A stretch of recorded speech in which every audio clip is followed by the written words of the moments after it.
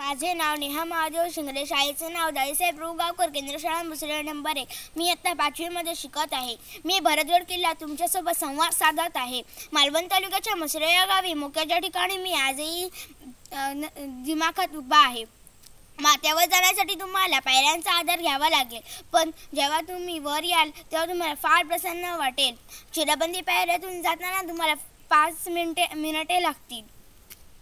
माझे प्रवेशद्वार नष्ट झाले आहेत, पण बाजूचे तटबंदी व बुरुज शाबूत आहे. 20 फूट खोल व 10 फूट रुंद खंदक आहे. ताट झाडीमुळे ते झाकले गेले आहे.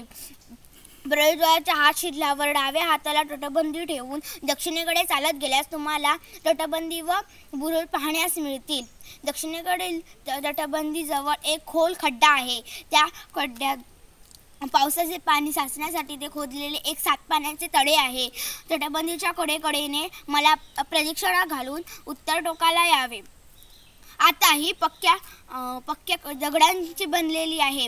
उंचावर बालेकिल्ला आहे. बालेकिल्ल्याच्या आत 4 बुरुज व 10 फूट उंच तटबंदी आहे. बालेकिल्ल्याच्या प्रवेशातून आत शिरल्यावर देवळे आहेत. प्रवेशद्वाराजवळील मंदिरासमोर एक तुळशी वृंदावन आहे. प्रवेशद्वाराच्या डाव्या बाजूला महापुरुषाचे छोटेसे मंदिर आहे.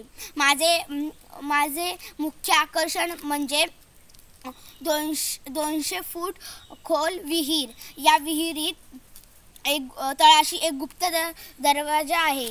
त्या दरवाजातून थेट सिंधुदुर्ग किल्ल्यात जाता येते व विहिरीच्या उजव्या हाताला दारूचे कोठार व धान्याचे कोठार आहे.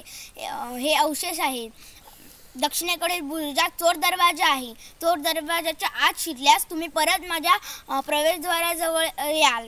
माझ्या पायथ्याशी पावणाई मंदिर आहे. पावणाई मंदिराच्या बाजूला एक मशीद आहे. त्या मशीदमध्ये हिंदू मुस्लिम एकोप्याने नांदतात व बाजूला एक भगवंतगड आहे. भगवंतगड पाहण्यासाठी तुम्हाला होडीने खाडी ओलांडावी लागणार आहे.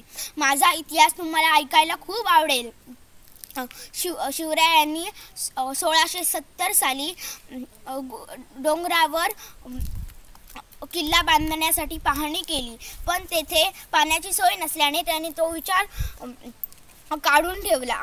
मग 1680 साली वाडीकर, फोंड सावंत व कोल्हापूरचे वावरेकर यांच्यात तंटा झाल्या. मग फोंड सावंत यांनी डोंगरावर किल्ला बांधण्याचे ठरवले व त्यांनी सर्वात आधी विहीर खोदायला सुरुवात केली. 228 खोल विहीर खोदल्यावर विहिरीला पाणी आले. नंतर विहीर झाल्यावर 1701 साली गड बांधला गेला व आज मी मसुरे गावाच्या धार्मिक व सामाजिक गोष्टींचा एक साक्षीदार आहे. मसुरे गावाचा दसरा माझ्या वास्तुत्व व भक्तिभावाने साजरा केला जातो व ही लहान थोर माणसे मला जपण्यासाठी प्रयत्नशील असतात. याचे मला खूप अभिमान आहे. धन्यवाद.